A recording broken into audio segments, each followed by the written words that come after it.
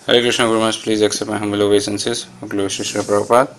सभी भक्तों को भी मेरा सादर दंडवत प्रणाम है।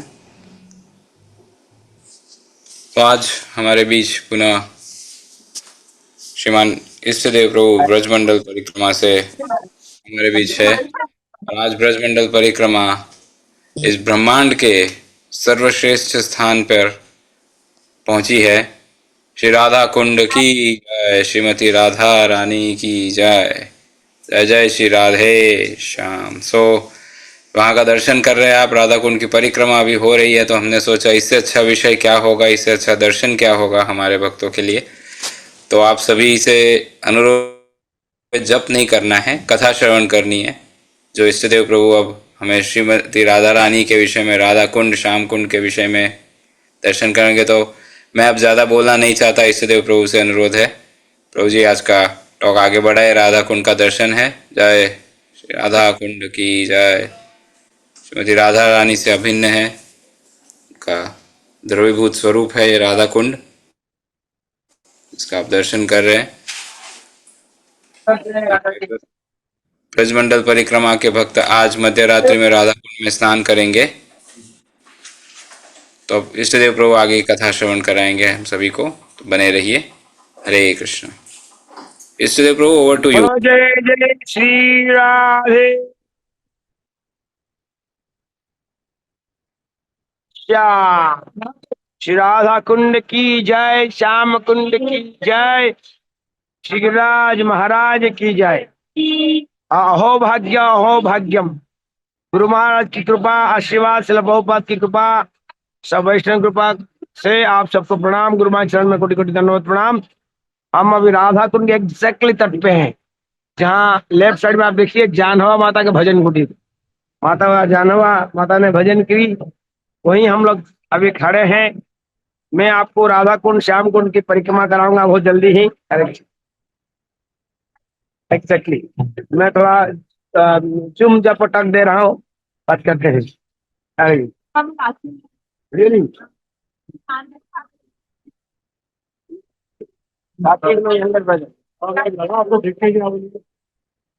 तो ये राधा कुंड श्याम कुंड है, ये सर्वोपरि स्थान है।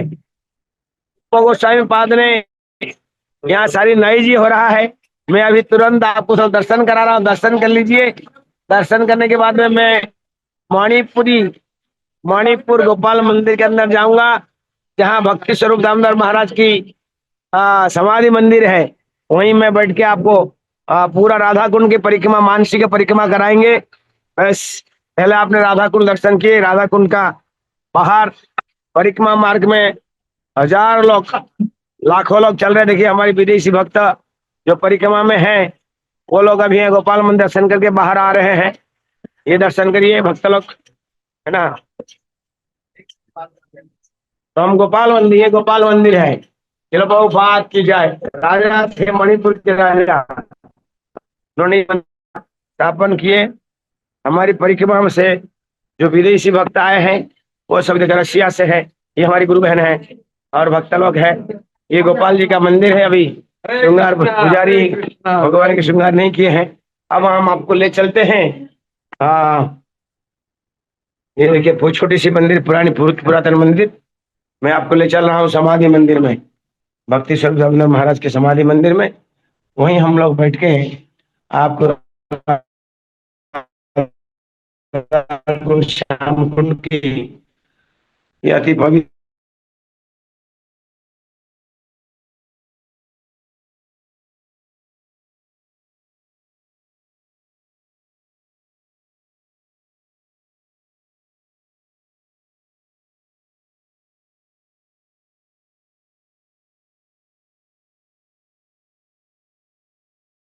Our Lokanath Swami Maharaj.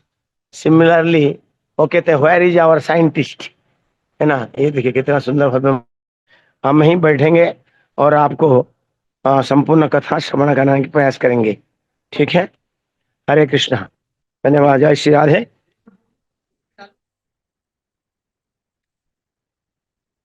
Okay, video on. Hare Krishna, जय प्रभुपाद, जय गुरुदेव। पुनः सब वैष्णव गुरु महाराज चरण में प्रार्थना करते हुए आपकी कथा प्रारंभ करते हैं। दर्शन में 5 मिनट जा चुका है। तो ये जो राधा कुंड है, रूप गोस्वामी पाद ने लिखे हैं, वैकुंठ जनात बरा मधुपुरी। वैकुंठ से श्रेष्ठ जो है मधुपुरी है, यानी मथुरा है। क्यों मथुरा श्रेष्ठ है? क्योंकि भगवान ने जन्म लिया। उसके बाद में उन्होंने कहा कि आगे और बढ़े कि मथुरा से श्रेष्ठ जो है वो वृंदावन है, कि वृंदावन उन्होंने रासलीला किया। फिर उन्होंने कहा कि और आगे हैं, और बड़ा श्रेष्ठ क्या है ना, गोवर्धन है। बोले क्यों गोवर्धन श्रेष्ठ है? कि गोवर्धन को उन्होंने 7 दिन अपने हथेली में उन्होंने रखा के आ, आ, धारण किया। फिर आगे चल के कहते हैं कि और उससे श्रेष्ठ क्या है? उन्होंने कहा इससे श्रेष्ठ है राधा कुंड। इनका आगे उन्हें और आगे बढ़े ही नहीं। अर्थात कहना अर्थ ये है कि राधा कुंड से राधा कुंड से और कोई श्रेष्ठ स्थान नहीं है। और वो कहते हैं प्रेमा अमृत प्लावनाथ, प्रेम की अमृत यहाँ बहती है। प्रेम अमृत प्लावनाथ बन्या है राधा कुंड। क्या है ना, प्रेम राधा कृष्णा और गोपियों के अंदर जो प्रेम है, वो प्रेम का ये तरल रूप है, द्रवीभूत रूप है राधा कुंड। यानी ये साधारण जल नहीं है, ये प्रेम का तरल रूप है। महाराज जी कहते हैं जब गोपियों की, ब्रजवासियों की प्रेम कृष्ण के प्रति तरल हो जाता है, पिघल जाता है, वो जल के रूप में राधा कुंड में रह जाता है। और जब वो कठिन हो जाता है, आइस हो जाता है, वो गिरिराज बन जाता है। गिरिराज जी राधा कृष्ण की, गोपियों की कृष्ण के प्रति जो प्रेम का क्या है ना, कठिन स्वरूप है और ये तरल स्वरूप है। और शास्त्र में वर्णन किया गया है, जितनी प्यारी है भगवान कृष्ण को राधा रानी जितनी प्रिय है, उतनी प्रिय राधा कुंड है। भगवान कहते हैं कि हे राधे, तुम जितनी मेरे प्रिय हो उतनी प्रिय ये तुम्हारी कुंड भी इतना प्रिय मुझे है।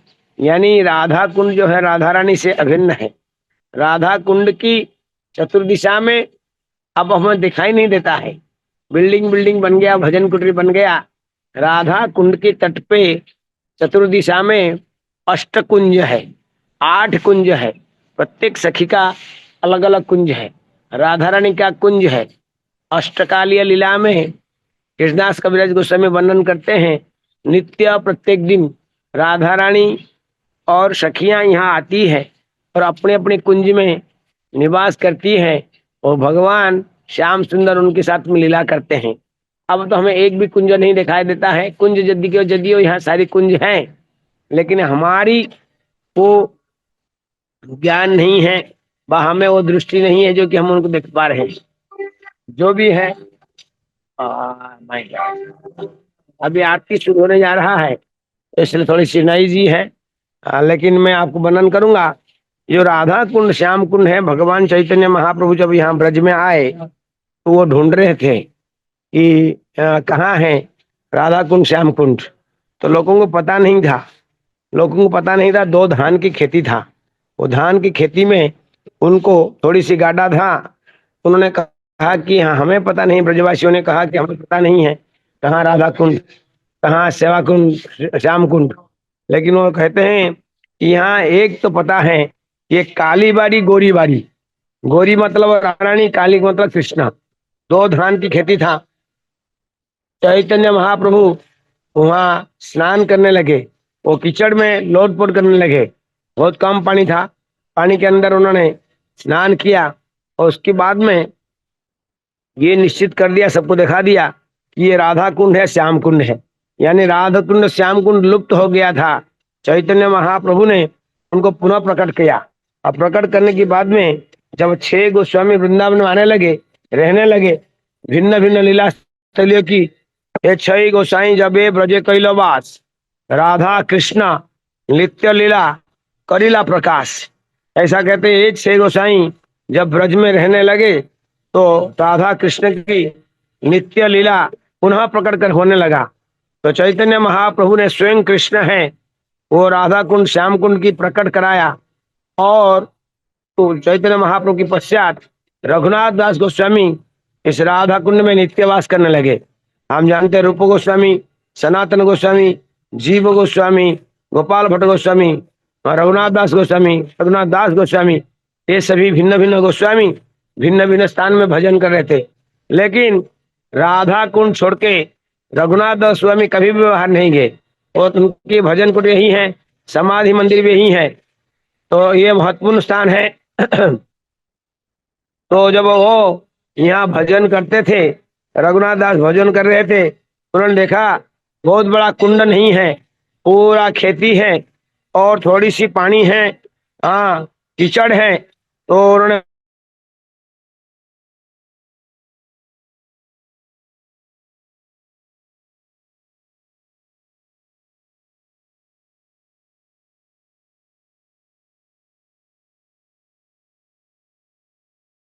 वक्त होते हैं जो चाहते हैं वो पूरा हो जाता है, उसको भगवान पूरा करते हैं। रघुनाथ दास गोस्वामी जब मन में ही भजन कर रहे, कुंड में तट पे भजन कर रहे थे, तो उन्होंने संकल्प लिया, मन में सोचा कि यहाँ कुंड की होना चाहिए, सुंदर घाट होना चाहिए, ताकि आगे चल के भक्त लोग आएंगे तो कुंड में व्यवस्थित स्नान करेंगे। तो इस मन में सोच के अपने भजन करके खाली विचार आया मन में। तो दूसरा कुछ दिन के बाद में एक बहुत बड़ी सेठ आए और बैलगाड़ी में लक्ष लक्ष स्वर्ण मुद्रा लेके आए। उन्होंने कहा कि यहाँ कोई जीव गोस्वामी है ना, रघुनाथ दास गोस्वामी कोई व्यक्ति है? उन्होंने बोला हाँ, यहाँ रघुनाथ दास गोस्वामी नित्य निवास यहीं रहते हैं। तो उनसे उन्होंने मिला, उनके साथ उन्होंने मिले। उन्होंने क्या क्या सेवा है? उन्होंने कहा मुझे स्वप्न आवेश हुआ है। उन्होंने कहा मैं बद्रीनाथ जा रहा था स्वर्ण मुद्रा लेके, तो बहुत बड़े कपूर नाम के एक बड़ा सेठ थे जो बद्रीनाथ जा रहे थे, और बद्रीनाथ में उनको धर्मशाला निर्माण करना था। पुण्य व्यक्ति है, आज जानते हैं जो श्रद्धालु प्रेमी होते हैं, तो वो बड़े बड़े सुंदर भव्य दिव्य धर्मशाला मंदिर मठ वगैरह बनाते हैं। उन्होंने तैयार किया कि हम यहीं बद्रीनाथ में धर्मशाला करेंगे। जब जा रहे थे उसी रात को जब इन्होंने यहाँ सोचा कि राधा कुंड की निर्माण करना, तुरंत वहां से भगवान ने उनको स्वप्नादेश दिया, सेठ जी तुम यहाँ से चली जाओ।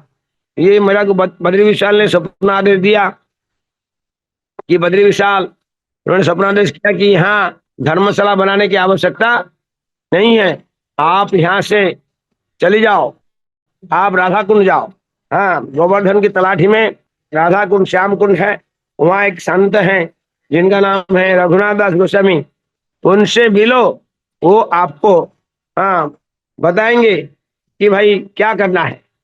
तो वो व्यक्ति यहाँ आए, लक्षाधिक स्वर्ण मुद्रा लेकर आए, और जब वो रघुनाथ दास गोस्वामी को कहे कि आपकी सेवा में ये मुद्रा है, आप क्या करना चाहते हैं करिए। तो उन्होंने तुरंत आदेश किया, बोले मुद्रा में क्या करूंगा, ये जो मुद्रा है आप इसको लेके यहाँ राधा कुंड श्याम कुंड की पुनर्निर्माण कीजिए। तो उनके आदेश को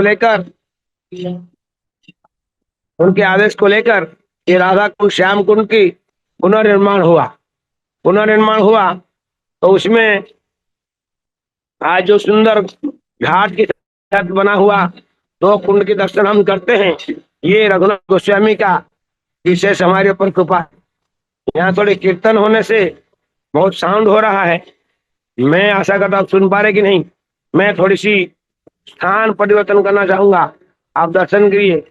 महाराज जी का समाधि आरती हो रहा है, आप उसको दर्शन कीजिए। अभी दर्शन कराता हूँ, 2 मिनट दर्शन करिए।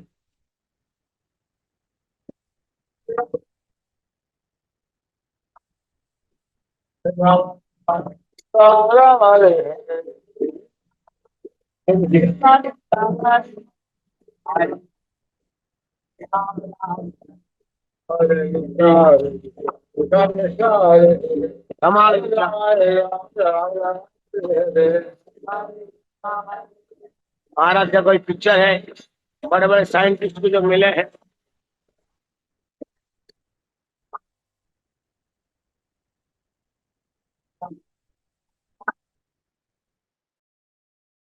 राधा कुंड श्याम कुंड की इस तरह पुनर्पक्ष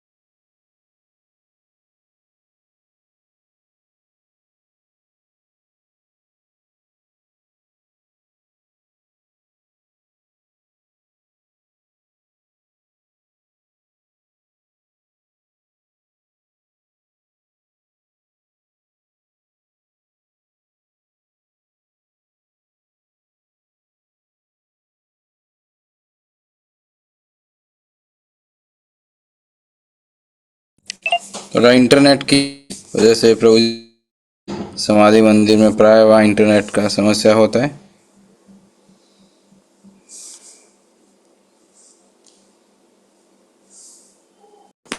किसी डिस्कनेक्ट हो गया था। सुनाई दे रहा है सबको? यस यस प्रभु जी, सुनाई दे रहा है, बोलिए। हाँ सॉरी, मैं स्थान जो है चेंज करना पड़ा, मैं परिक्रमा मार के पुनः आ गया हूँ। तो ये राधा, मैं कह रहा था कि राधा कुंड आप जब भी देखें भक्तलोक स्क्वायर है, लेकिन श्याम कुंड स्क्वायर क्यों नहीं है, उसका कारण क्या है? सबसे तो हम बातें करेंगे कि ये एक्चुअली राधा कुंड पहले प्रकट नहीं हुआ। पहले क्या प्रकट हुआ? श्याम कुंड। श्याम कुंड प्रकट होने का क्या कारण है?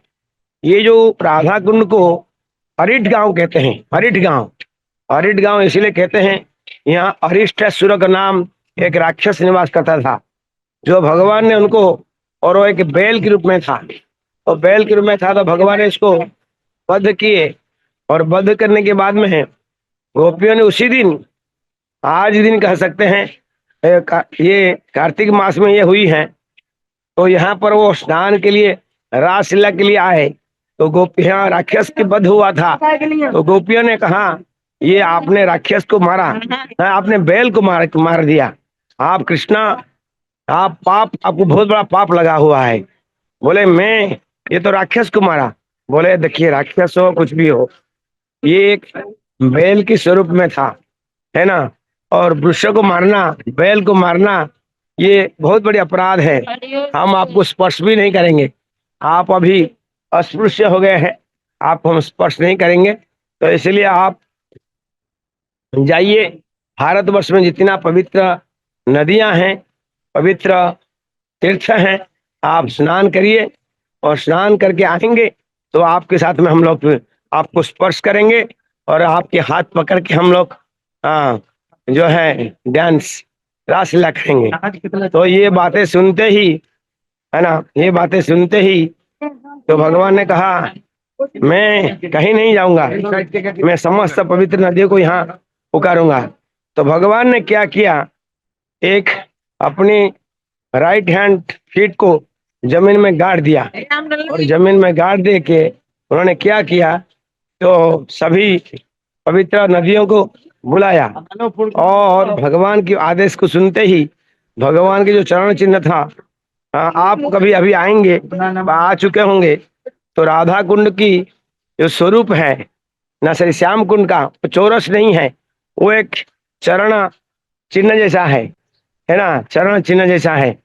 इसका पीछे कारण ये है, क्योंकि दो कारण है। एक तो मैंने कहा आपको कि भगवान ने अपनी चरण जमीन में गाड़ दिया, और वो सभी गर्त हो गया, और सभी पवित्र नदियां वहां प्रकट हो गए। धीरे धीरे गंगा, जमुना, सरस्वती, नर्मदा, सिंधु, कावेरी, जितनी पवित्र नदियां हैं, सब पवित्र नदियां वहां आके प्रकट हो गई। एक तो ये बातें हैं।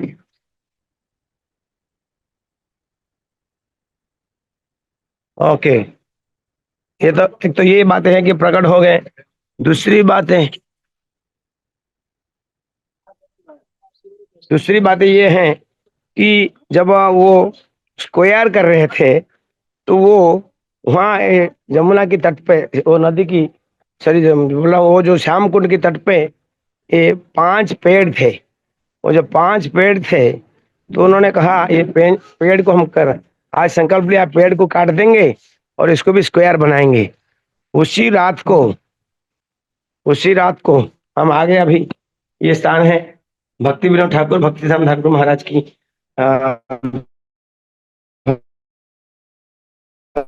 कि उसी रात को वो पंचु पांडव जो है, युधिष्ठिर महाराज, भीम, अर्जुन, नकुल, सहदेव, सभी रघुनाथ दास गोस्वामी के सामने आके बैठ गए, खड़ा हो गए।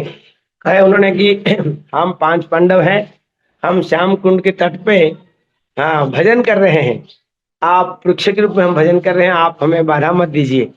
तो इसीलिए उन्होंने 5 वृक्षों को काटा नहीं और उसको स्क्वायर वो नहीं हो पाया। भगवान के चरण चिन्ह जैसा है, पीछे जो हमारी गठरी होती है कम चौड़ा होता है, सामने बड़ा होता है, उसी तरह के स्वरूप में आज भी श्याम कुंड है। रघुनाथ दास गोस्वामी आज आते हैं, ये बातें मैंने कह दिया, दोनों का प्रकट कैसे हुआ और राधा कुंड श्याम कुंड का स्वरूप कैसा है। अभी हम आपको बताएंगे ये जो परिक्रमा हम अभी शुरू करेंगे। कुंडेश्वर महादेव, सबसे पहले हम लोग जो कुंड की रक्षा करने वाली कुंडेश्वर महादेव हैं, शिव जी हैं, उनकी दर्शन करते हैं, उनके आशीर्वाद लेके हम चलते हैं। तो लेफ्ट साइड में हम प्रवेश करते, सबसे पुरातन राधा कृष्ण मंदिर है। वो राधा कृष्ण मंदिर में क्या हुआ कि ये जो हम दर्शन अभी कर रहे राधा कुंड, रघुनाथ दास गोस्वामी जब इसको पुनर्निर्माण कर रहे थे तो ये कुंड को खनन खोदाई किए और राधा कुंड के बीच में कंकण कुंड है, क्योंकि राधा रानी ने चूड़िया से ये बनाए थे। तो इसीलिए, अच्छा चूड़िया से क्यों बनाए, उस हमने तो कहा आपको कि अरिष्टासुर की वध के कारण भगवान ने सभी पवित्र स्थान को बनाया श्याम कुंड।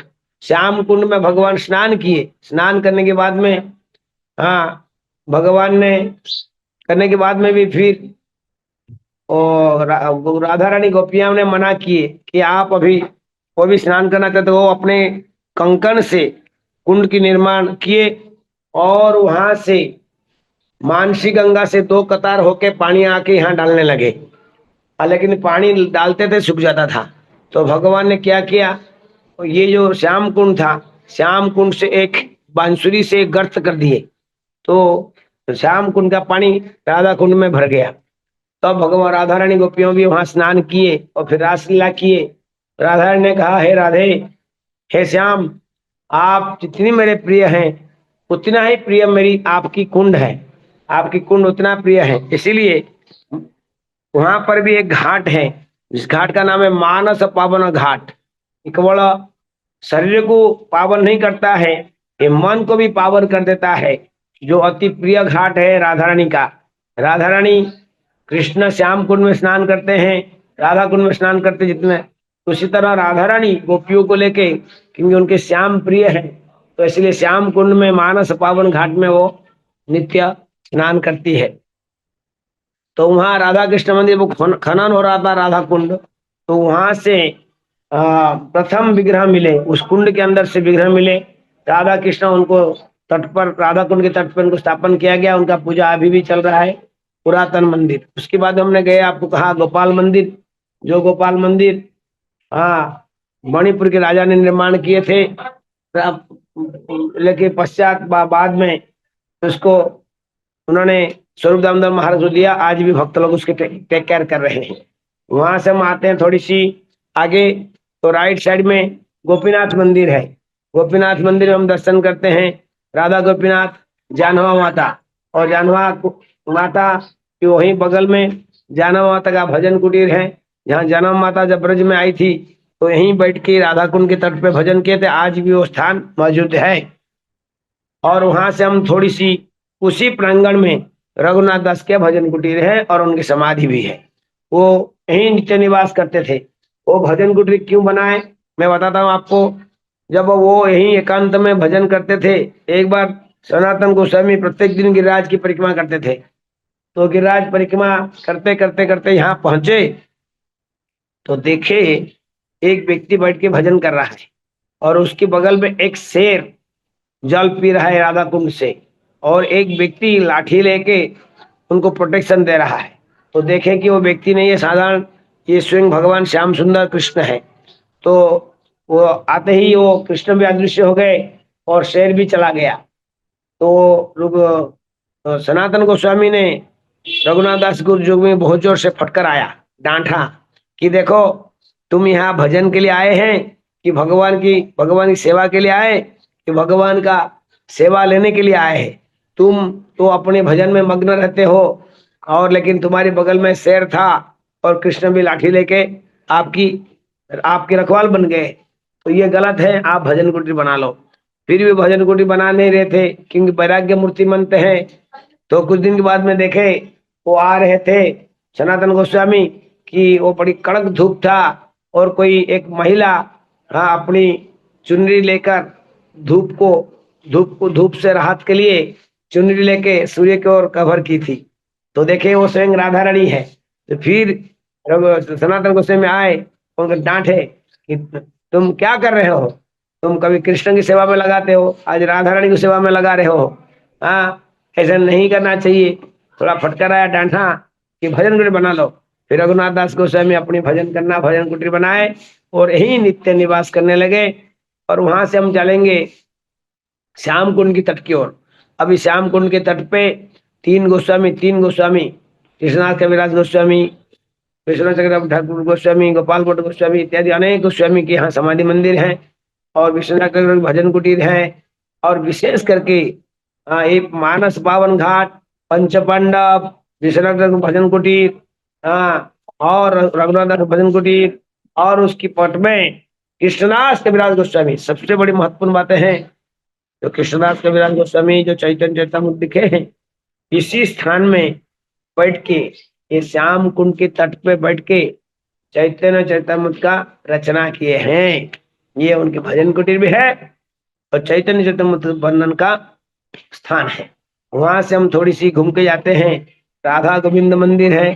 राधा गोविंद मंदिर के तट पे एक जिह्वा मंदिर है, टेम्पल ऑफ टंग। किसका टंग है? ये कहते हैं कि गिरिराज जी का टंग है। जो गिरिराज की स्वरूप है, एक पुछरी के लुटा जैसा है, पीछे पुछरी है, पूछ उसका है। यहाँ राधा कुंड श्याम कुंड दो आंखी जैसे हैं, बीच में इसके जिह्वा है। तो ये जब कुंड की पुनरुद्धार हुआ तो वो है कुआं था, बहुत पुरातन कुआं था जिसको गोपी कुआं कहते हैं। उसी कुआं को उन्होंने पुनर्धन करने के लिए, पुनरुद्धार करने के लिए, जल पान कर सकते हैं, बोरिंग हैंडपंप नहीं था, कुआं था। तो कुआं का पुनरुद्धार के लिए, पुनः खनन करने के लिए प्रयास कर रहे थे। तो जो लेबर थे उन्होंने साबुल में जोर से उस लोहा पत्थर को जब ठोका तो वहां खून न लगा। वो लोग भयभीत हो गए, डर गए, बाप रे बाप, पत्थर से कैसे खून निकाल सकता है। लेकिन वो तो साधारण पत्थर नहीं था, वो तो गिरिराज जी का जीवा था। फिर रघुनाथ दास गोस्वामी उस जीवा को लेके एक मंदिर निर्माण किए जिसका नाम है जिह्वा मंदिर। जिह्वा मंदिर के बाद में हम धीरे धीरे आगे चलते हैं। तो जीवा गोस्वामी पाद जब यहाँ आते थे तो भजन करते थे बैठ के श्याम कुंड की तट पे। यहाँ इसको कहते हैं जीव गोस्वामी घेरा राधा दामोदर मंदिर। और आगे थोड़ी सी हम चलते हैं तो आता है माधवेंद्रपुरी घेरा। माधवेंद्रपुरी, वहां बैठ के जब आप जानते हैं माधवेंद्रपुरी है ना, गोविंद कुट में भजन किए श्रीनाथ जी, गोपीनाथ जी नाथ द्वारा जो है गोपाल जी का पुनः स्थापन किए। तो वही माधवेंद्रपुरी यहाँ इस तट पे बैठ के भजन कर रहे, भजन किए हैं। और उसके बाद में हम थोड़ा आगे बढ़ते हैं तो गोपी कुआं है। गोपी कुआं के बाद में हम आगे बढ़ते हैं तो चैतन्य महाप्रभु तमाल ताला, एक तमाल वृक्ष था और तमाल वृक्ष के नीचे, हाँ, चैतन्य महाप्रभु जब ब्रज यात्रा कर रहे थे, राधा कुंड यात्रा कर रहे थे, तो तमाल वृक्ष के नीचे बैठ के हम श्याम कुंड के तट पे नाम स्मरण किया। वो स्थान अभी भी है, धीरे धीरे सुंदर भाव से इसको डेवलप किया गया है। अब वो तमाल वृक्ष वहां नहीं है। थोड़ी सी आगे हम चलते हैं तो राइट साइड में संगम की पहले, हाँ, राइट साइड में क्या है ना, मदन मोहन का मंदिर है। ऐसे कई मंदिर हैं लेकिन श्री गोविंद गोपीनाथ मदन मोहन, पहले गोपीनाथ की मैंने कहा, जहाँ जानमात का भजन कुटीर है। जीवा मंदिर के पास गोविंद जी के मंदिर हैं। और यहाँ संगम की पहले राइट साइड में विशाल सुंदर स्थान है राधा मदन मोहन मंदिर। राधा मदन मोहन मंदिर के बाद में हम लोग चलते हैं तो लेफ्ट साइड में नित्यानंद प्रभु का भजन कुटीर व नित्यानंद बैठक है। तो यहाँ से राइट साइड में संगम जाते हैं, दोनों साइड में, एक साइड में राइट साइड में श्याम कुंड, लेफ्ट साइड में राधा कुंड, बीच में संगम, दोनों का जॉइंट स्थान है, दोनों का एक कनेक्टेड है। तो ये श्याम कुंड राधा कुंड अति महत्वपूर्ण स्थान है, सर्वोपरि है। राधा कुंड श्याम कुंड जो दर्शन नहीं किया है, जो सेवा नहीं किया है, जो उसकी अमृत ना लावन जो हो रहा है ना, तो उसको आचमन नहीं किया, दर्शन नहीं किया, अवश्य कर लेना चाहिए जीवन में एक बार। सर्वश्रेष्ठ जितनी भी हम लोग कहते हैं सभी पवित्र स्थान का महिमा गरिमा है, उसमें कोई शंका नहीं है।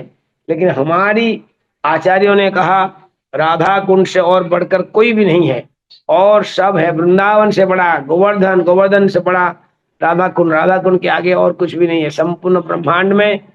हाँ, राधा कुंड समा, राधा कुंड जैसा है राधा कुंड, राधा रानी की, राधा रानी समा राधा कुंड ही है, राधा रानी ही है, उसकी लिक्विड फॉर्म है। आपने बिगिनिंग में कहा आपको, तो राधा कुंड श्याम कुंड अति महत्वपूर्ण स्थान है। उसी तरह हम आगे थोड़ी बढ़ते हैं तो लेफ्ट साइड में कुंडेश्वर महादेव को आते ही हम प्रणाम कर लेते हैं, है ना।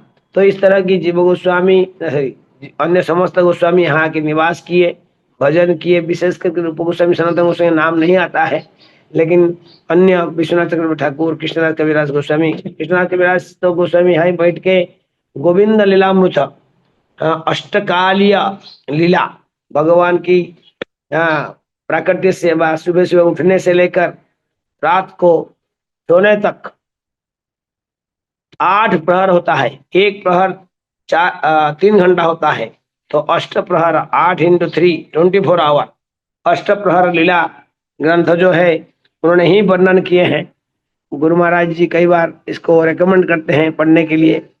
मैं तो सुना हूँ, एक बार राधा महाराज कह रहे थे तो अष्टकालीय लीला ग्रंथ जो है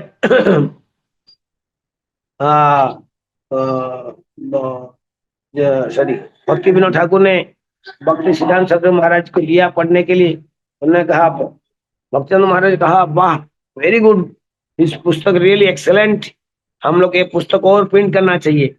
तो भक्ति विनोद ठाकुर ने कहा, हाँ अवश्य प्रिंट करना चाहिए, लेकिन केवल 2 कॉपी प्रिंटिंग होना चाहिए, 1 कॉपी आपके पास रहे और 1 कॉपी हमारे पास रहे, क्योंकि सभी की बस की बातें नहीं है, अति गुह्यतम लीला है।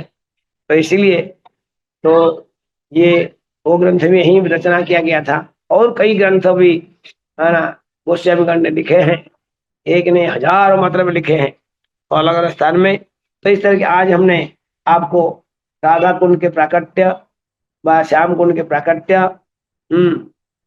और साथ साथ में चतुर्दशी समय क्या क्या मंदिर है, ये सब संक्षिप्त में वर्णन करने का प्रयास किया। मैं आशा करता हूँ आप लोग इस बातें को लीला आस्वादन कथा का आस्वादन किए होंगे। वहीं हम समाप्त करते हैं, समय भी हो चुका है, और अभी मेन पेंडाल में अभी जाना होगा, वहां भी परम राधा रमण महाराज द्वारा कथा कीर्तन होगा। ठीक है, हरे कृष्णा, बोलो जय जय Shri Radhe Shyam. Thank you so much. जय। थैंक यू इष्टदेव प्रभु, श्रीमती राधा रानी की जय। आप सभी ने अगर ध्यान दिया हो तो इष्टदेव प्रभु ने हमें आधे घंटे बैठे बैठे राधा कुंड का दर्शन करवाया और पूरी परिक्रमा करवा ली। जो हमारे ब्रजमंडल के भक्त लगभग 1-1.5 घंटा चल के परिक्रमा किए, कुछ भक्त किचन में है, कुछ भक्त मंदिर का सेवा कर रहे, कुछ भक्त सुन रहे थे। जो भी हमें बैठे बैठे ही यहाँ पर ऑनलाइन जूम के माध्यम से प्रभु जी ने परिक्रमा व दर्शन भी करवाया। हमारे आचार्य कहते हैं दर्शन कानों से करते, आंखों से नहीं। तो इष्टदेव प्रभु ने हमें श्रवण करवा के राधा कुंड किस प्रकार से निर्माण हुआ उसकी पूरी परिक्रमा करवाई। तो सही में प्रभु जी का हम हृदयपूर्वक आभार व्यक्त करना चाहते हैं कि ब्रज में तो आज बहुलाष्टमी है, इसलिए हमारे ब्रज मंडल के भक्त आज स्नान करेंगे। तो बहुलाष्टमी के दिन सुबह सुबह प्रभु जी ने हमें राधा कुंड का दर्शन करवाया, राधा कुंड की परिक्रमा करवाई, राधा कुंड का श्रवण करवाया। अब और क्या कहे हम, वॉट मोर टू एक्सपेक्ट जैसे कहते हैं, और तो हम क्या ही मांगे राधा रानी से या भगवान से। लेकिन विशेष हम सभी पर कृपा है, और कल बहुलाष्टमी के सुअवसर पर गुरु महाराज जी के मुखारविंद से हम श्रवण करेंगे तो डबल मर्सी। देखिए राधा कितनी कृपालु है, आज हमें प्रत्यक्ष वहां से दर्शन हुआ और कल गुरु महाराज जी के मुखारविंद से हम बहुला अष्टमी की कथा सुनेंगे। तो आइए हमारी परंपरागत पद्धति से महामंत्र का उच्चारण करके हम श्रीमान इष्टदेव प्रभु का हृदयपूर्वक आभार व्यक्त करते हैं। हरे कृष्णा कृष्ण कृष्ण हरे हरे, हरे राम राम राम हरे हरे। श्रीमती राधा रानी की जय, श्री श्री राधा कुंड श्याम कुंड की जय, श्री गिरिराज महाराज की जय, श्री वृंदावन धाम की जय, श्रील प्रभुपाद की जय, परम पूज्य श्री लोकनाथ स्वामी गुरु महाराज की जय, श्रीमान इष्टदेव प्रभु की जय। वांछा कल्पतरुभ्यश्च पतितानां पावनेभ्यो वैष्णवेभ्यो नमो नमः। अनंत कोटि वैष्णववृंद की जय। प्रभु जी, थैंक यू अगेन। हरे कृष्ण। हरे बोल, thank you, thank you, thank you my brother. Hare Krishna.